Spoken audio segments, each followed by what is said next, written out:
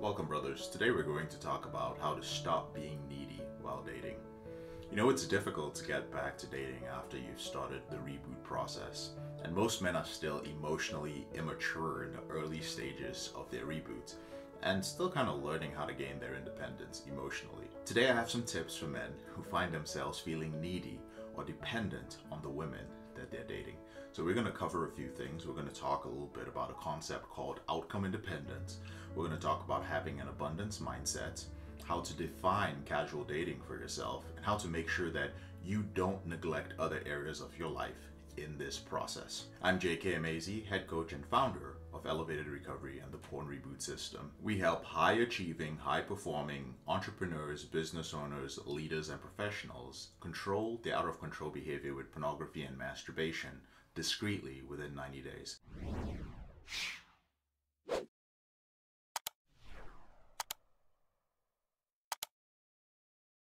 Today I'm going to share a question from a brother in one of our groups. Hi JK, I recently started casually dating again. There's a girl I've been seeing once a month for about 4 months now. We've been physically intimate up to third base. On our last date, I made a move to go further, but she was visibly exhausted, said she wasn't in the mood, and wanted to go home. At this point, I felt mentally flustered because I had fantasized about what would happen, but it played out differently in reality. I noticed that I've been emotionally overinvested and needy of her time and companionship. I know it's normal to care about someone you're intimate with, but sometimes it can become overbearing. She's also the only girl I've been intimate with so far, but I'm working on meeting new women. I'm sure that has something to do with my attachment to her too. How can I detach myself emotionally from these experiences? So there are 3 traits that I know will help this brother with his struggles. Some of you may be able to relate to him. If this is something that you're dealing with, adopting these 3 traits will make your dating experience smoother. The first is outcome independence. Now there's something I call outcome independence that I believe is a very necessary skill. It's important not only in your dating life, but actually in every area of your life. It simply means that you aren't overly invested in how any given situation in your life turns out. Basically, you don't give a shit.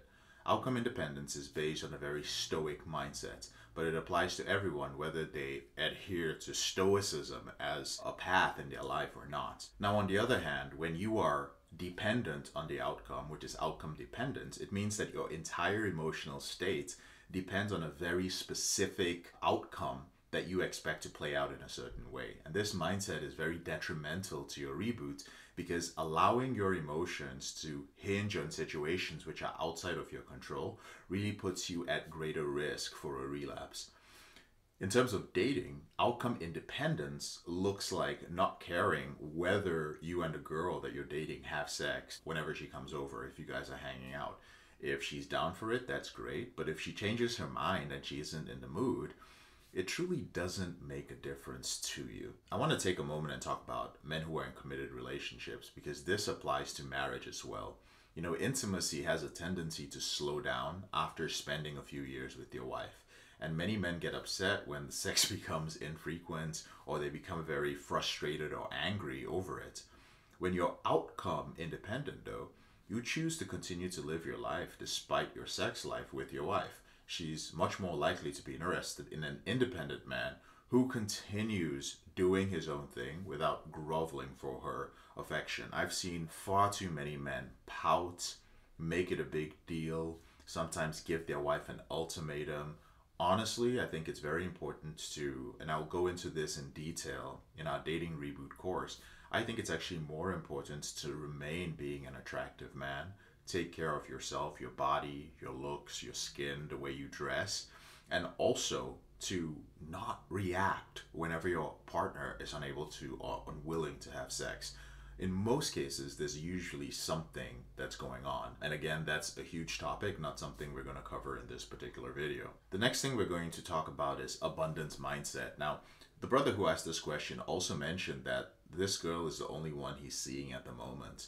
Now, men who are casually dating but only seeing one woman at a time tend to fall into what I call a scarcity mindset trap because they view the girl that they're dating as their one and only option, which really increases their dependence on her. Again, I'm talking about men who are casually dating. Your mindset heavily influences your attachment to the woman that you're casually dating. So you need to also develop an abundance mindset in addition to outcome independence. This doesn't necessarily mean that you need to have sex with a ton of women, so please don't go translating it into that. However, you should probably talk with multiple women at the same time who are open to being intimate with you. So you should be texting them, you should be going on dates whenever you get the opportunity. And when you do that, you put yourself in the right mindset and you realize that this woman isn't the only option you have.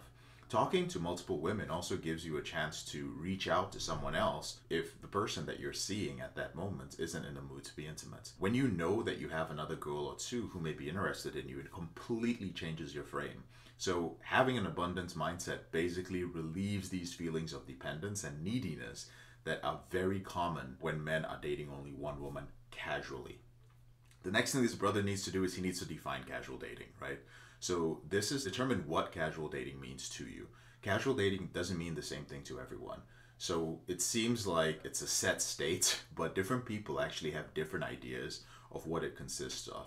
So ask yourself, are you primarily interested in casual dating, or is this actually just casual sex, right? How often do you want to see her? What should your time together consist of? Get clear of what casual dating means to you and be upfront about what you want and what you don't want. Too many guys get into this place where they give the woman the illusion that they probably wants to date seriously. No, you don't have to do that. Both of you know what's up, right? You'll often find yourself feeling resentful and frustrated if you don't set your expectations. So if you set the frame of maybe we're going to date seriously at some point, I guarantee you at some point when you're hanging out with this woman, the sex is going to drop off because she's not going to want to just come over and have sex like a fuck buddy. She's going to want a little bit more substance. She's going to want to go on a date. She's going to expect more things. So that's why it's important for you to define it for yourself. When you define it for yourself, understand that you're also going to lose out on some women, because some women are going to get to a point where they ask you where this is going. They want to find out if you're serious about this. And if you're not, you can be very honest about where you stand. And that naturally means that that woman you're casually dating is probably going to, if she's casually dating other guys, she's probably going to start paying more attention to the men who want to date her seriously. The final aspect of this is to not neglect other areas of your life, especially other areas of your reboot capital. You know, when you start dating, please don't cut back on other parts of your life. So you do need to maintain your existing hobbies and activities, even some friendships, while finding spare time to spend with women that you choose, or better still, scheduling your dating life. If you neglect these other areas and you pour yourself completely into dating, you're not going to have anything else to fall back on when even a date that you're supposed to go on doesn't work out. This is how you end up watching pornography. You know, she flakes on you, you have nothing else going on in your life, and so you watch porn. You need to maintain what has worked for you, whether it's your gym routine, time with your buddies, any other independent hobbies you have while you're dating. No woman should take over your life completely. You still need things that interest you apart from her. A lot of times, one of the reasons that she got with you in the first place, so she's hanging out with you, is because you have these things, because you're an interesting guy. And finally, reach out for support, right? So leaning on your brothers in the Porn Reboot program for support is critical when you first start dating as a rebooting man. There are thousands of men who will understand what you're going through, and they likely have suggestions to handle situations as they arise. The more men that you have around to support you, the easier it's going to be to avoid these feelings of neediness. Most men in the Porn Reboot group actually know what it's like to depend too heavily on one woman, especially those who are single and go into the dating process. A lot of it is based on nice guy syndrome, and so sharing your experiences and hearing the experiences of others lets you know that you're not alone. And I've often said that the combined experience of the group, all the men and their different experiences, when they give you feedback, it is far more superior to anything that I could give you on my own. Many years ago, it was just me helping men out. Now we have thousands of men available with varying levels of experience. All of them have one thing in common. All of them are using the same system to control the out of control behavior. So it is a wonderful place for you to learn how to stop being needy with women. And whenever you're ready, there are a couple of ways I can help you. The first way is to join our free Facebook group. There's a link to it in the description below this video. I want to say this. We reject hundreds of people every single week who just want to join the group. The reason why is many of them do not have a legitimate profile and they do not fill out the answers to the questions that we ask. Please, you need to fill it out in detail. If you have a fake profile, we're no longer allowing you into the group. We actually want real people who are willing to open up and join the group. Just so you know, if you join the group, nobody else in your friends list is going to know that you're a part of the group. And when you post in the group, don't worry about it. It's a private group, so there's absolutely no setting that's going to broadcast whatever you posted or asked or shared outside the group. We also have a course that's available now called the Rewire Your Desire course, which is a wonderful course that's going to help you change your habits. And we also have the upcoming Dating Reboot program, which is specifically designed for men who are ending their out of control behavior with pornography and masturbation, who want to stop being needy with women, who want to learn how to stop objectifying women, and who want to get their dating life together in today's world. Things have changed a lot over the past decade when it comes to dating.